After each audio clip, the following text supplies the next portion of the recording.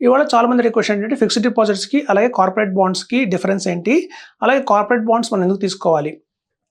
ఇక్కడ చూడండి at the age of 60 years ఎవరికైతే 60 ఇయర్స్ వచ్చి రిటైర్ అవుతారో వాళ్ళకి కొంచెం గ్రాట్యుటీ కింద కావచ్చు కొంత అమౌంట్ అయితే వస్తుందండి. 30 లాక్స్ కావచ్చు, 40 లాక్స్ కావచ్చు. So rest of the life అంటే వాళ్ళు 80 ఇయర్స్ దాకా కూడా ఆ అమౌంట్‌తోనే గెట్ ఆన్ అవ్వాల్సి ఉంటుంది.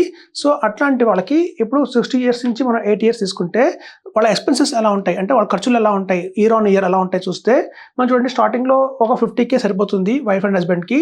కానీ ఎప్పుడైతే 65 ఇయర్స్ వస్తాయో ఆటోమేటిక్‌గా ఏంటంటే 75 రాగానే 1,00,000 అయితే ఖర్చు ఉంటుంది. అంటే కాస్ట్ ఆఫ్ లివింగ్ మార్కెట్‌లో పెరుగుతూ ఉంటాయి. మనకు మెడికల్ ఎక్స్‌పెన్సెస్ కావచ్చు, అలాగే ఫ్రూట్స్ అండ్ వెజిటబుల్స్ కావచ్చు, రైస్, పల్స్ అన్నీ, ఆయిల్ అన్నీ పెరుగుతుంటాయి. సో మన కాస్ట్ ఆఫ్ లివింగ్ పెరుగుతూ ఉంటుంది ఎక్స్‌పెన్సెస్ అనేది.